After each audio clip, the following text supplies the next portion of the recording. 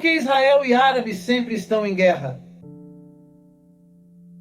Aqui é o pastor Marconi Silva e hoje trago uma mensagem muito especial para todos vocês. Antes de mais nada, vamos meditar na palavra de Deus com um versículo que nos traz luz e sabedoria para compreendermos melhor os eventos do nosso mundo. Em Isaías 2:4 lemos: Ele julgará entre as nações e resolverá contendas entre muitos povos. Eles farão de suas espadas arados e de suas lanças foices. Uma nação não levantará espada contra outra nação, nem aprenderão mais a guerra.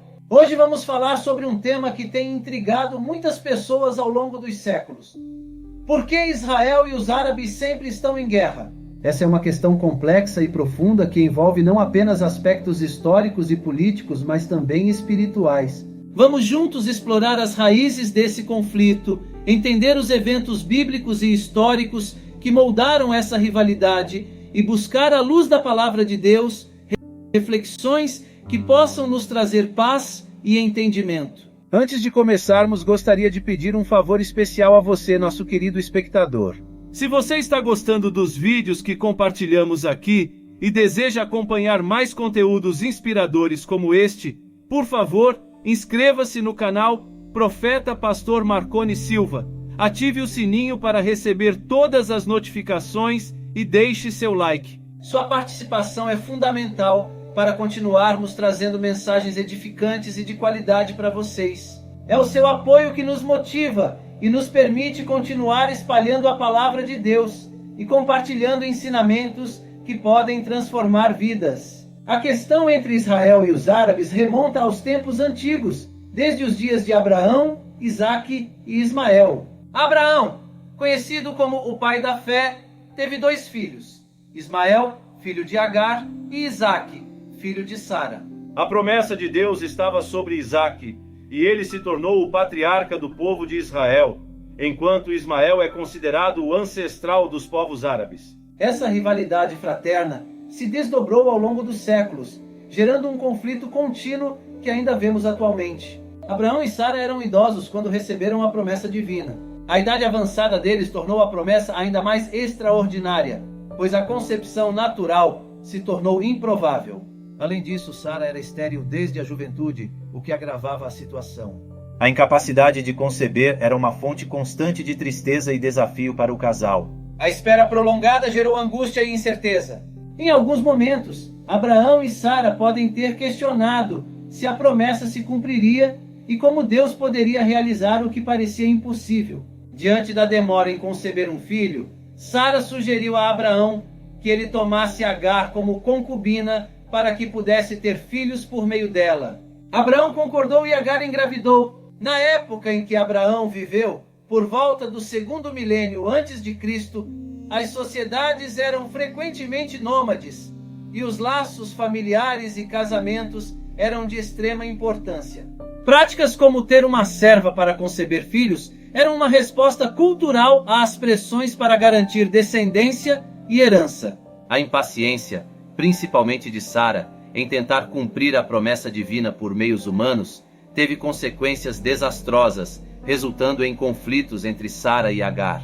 Esses conflitos destacam as consequências adversas de decisões baseadas na impaciência e falta de confiança nos planos de Deus. A atmosfera tornou-se insuportável a ponto de Sara ameaçar Agar de morte. Assim, sentindo-se oprimida e deslocada, Agar fugiu para o deserto em busca de alívio. No deserto, Agar se viu sozinha, enfrentando as incertezas do ambiente árido. Foi nesse momento de solidão e aflição que um anjo do Senhor apareceu a Agar. O anjo trouxe uma mensagem reconfortante e profética, revelando que o filho que Agar carregava em seu ventre seria chamado de Ismael. O anjo também profetizou sobre o futuro de Ismael, descrevendo-o como um homem selvagem, mas abençoado por Deus.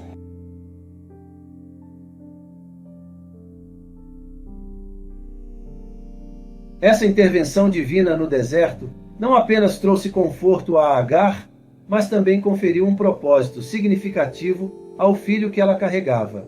O nome Ismael significa Deus ouviu, refletindo a resposta divina ao sofrimento e às circunstâncias de Agar. Assim, Agar retorna à casa de Abraão e tempos depois nasce Ismael.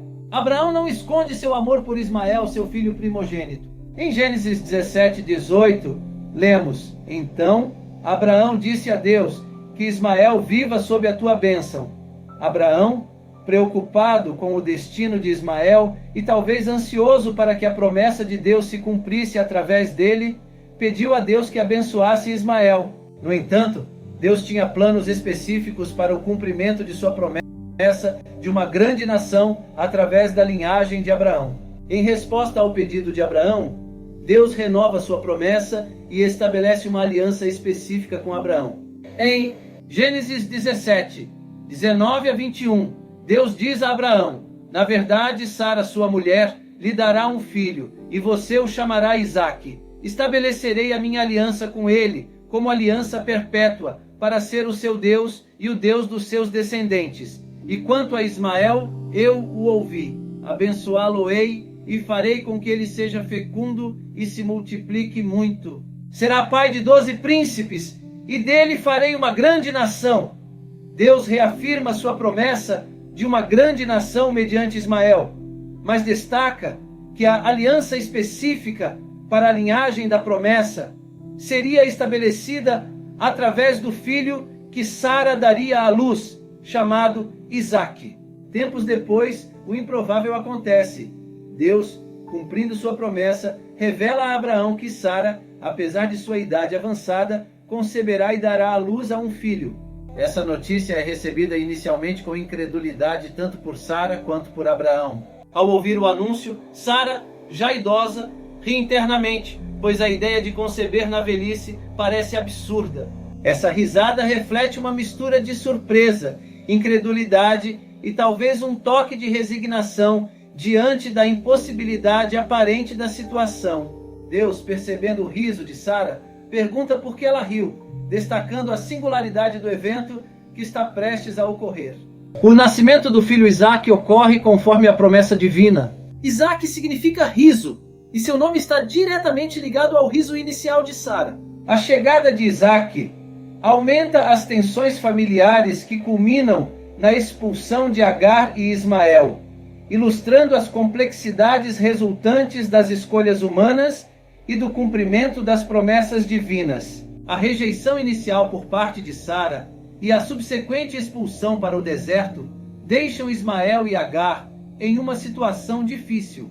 A dinâmica familiar é marcada por tensões e sentimentos de abandono. Ismael, como filho rejeitado, enfrenta questões de identidade e pertencimento. No deserto, Agar e Ismael experimentam novamente a intervenção divina, o que reforça o cuidado de Deus mesmo nas circunstâncias mais difíceis. Enquanto estavam no deserto, Agar e Ismael enfrentaram a solidão e a incerteza.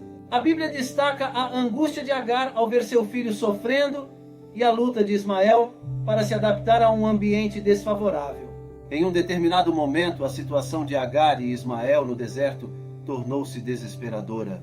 A água acabou e eles estavam enfrentando a perspectiva de morrer de sede. Em seu sofrimento, Agar coloca Ismael sob uma das árvores e se afasta, não podendo suportar ver seu filho perecer. Nesse momento crítico, Deus intervém. Um anjo do Senhor chama Agar do céu e pergunta qual é o problema. O anjo então diz a Agar para não ter medo e promete que Deus ouviu o choro de Ismael. O anjo revela que Deus providenciará uma grande nação a partir de Ismael. Deus então abre os olhos de Agar e ela vê um poço de água nas proximidades. Agar vai até o poço, enche o odre com água e dá para Ismael beber.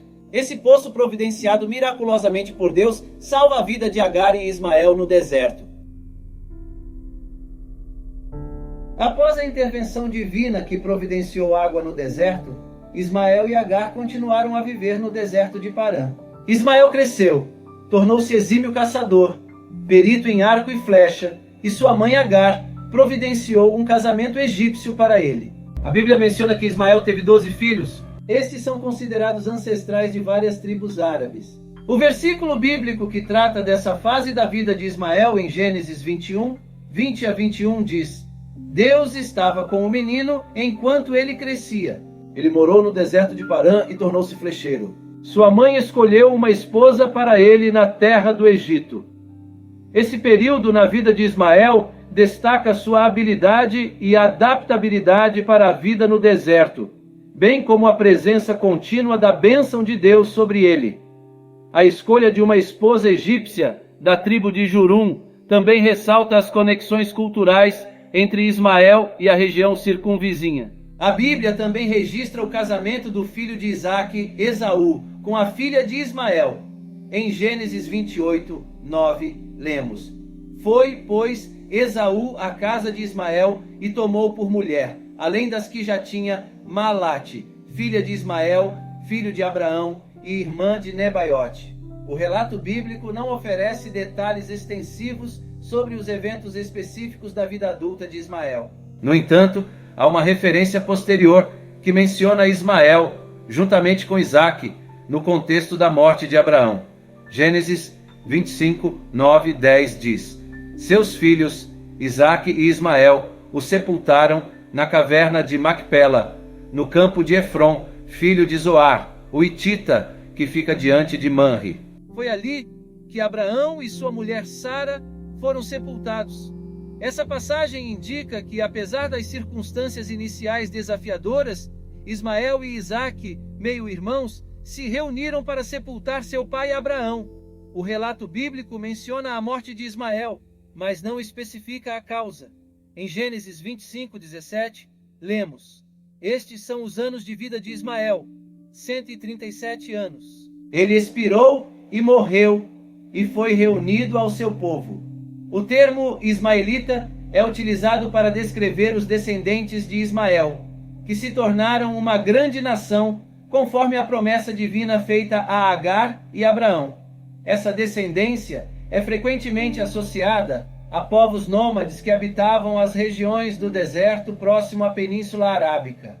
Assim, o nome Ismael tornou-se não apenas uma designação para uma linhagem específica, mas também um nome relativamente comum e bastante citado na Bíblia. A história de Ismael e Agar é um poderoso lembrete da fidelidade de Deus, mesmo em meio às circunstâncias mais difíceis. Ismael, embora rejeitado e marginalizado, foi abençoado por Deus e se tornou uma figura importante na história. A intervenção divina no deserto mostra que Deus não abandona os que estão sofrendo e que sua providência é constante. Deus ouviu o clamor de Agar e Ismael e proveu um meio de sobrevivência no deserto, simbolizando que Ele está sempre atento às nossas necessidades e pronto para intervir em nossos momentos de desespero. A relação complexa entre Isaque e Ismael, culminando na reunião para sepultar Abraão, ilustra como Deus pode trabalhar através das circunstâncias para trazer reconciliação e cumprimento de suas promessas. Mesmo em meio a conflitos e tensões, a mão de Deus está presente, guiando e abençoando seus filhos. Em Romanos 8, 28 lemos: Sabemos que Deus age em todas as coisas para o bem daqueles que o amam, dos que foram chamados conforme o seu propósito. Esta passagem nos encoraja a confiar em Deus em todas as situações, sabendo que Ele está trabalhando para o nosso bem, mesmo quando enfrentamos desafios e dificuldades. A história de Ismael é um testemunho de que, independentemente das circunstâncias, Deus está conosco, nos guiando e nos abençoando. Em meio a esses relatos, quero fazer um convite especial. Deixe a sua resposta nos comentários. Quer aceitar Jesus como seu único e eterno Salvador? Se você diz sim, prepare-se para as mais de 8.000 promessas que Ele tem para você. Vou deixar nos comentários fixados uma playlist para aumentar ainda mais a sua fé. Agradeço por dedicar seu tempo a essa reflexão. E se você gostou deste vídeo, não se esqueça de se inscrever no canal Profeta Pastor Marconi Silva, ativar o sininho e deixar o seu like. Além disso, gostaria de destacar a importância da playlist disponível no canal, onde você poderá se manter atualizado sobre todos os acontecimentos. É uma oportunidade única de aprofundar seu entendimento sobre essas questões tão relevantes e complexas. Queridos irmãos e irmãs, a história de Ismael e Isaque nos ensina sobre a fidelidade e a providência de Deus em meio às nossas provações. Mesmo diante de conflitos e incertezas, Deus está sempre presente, guiando e abençoando seus filhos. que possamos confiar em sua promessa e entregar nossas vidas a Ele, sabendo que Ele tem um plano perfeito para cada um de nós. Se você deseja aceitar Jesus como seu único e eterno Salvador, deixe sua resposta nos comentários e prepare-se para as promessas maravilhosas que Ele tem para você. Não se esqueça de se inscrever no canal Profeta Pastor Marconi Silva, ativar o sininho e deixar o seu like. Agradeço por sua atenção e que Deus abençoe ricamente a sua vida. Paz e até o próximo vídeo.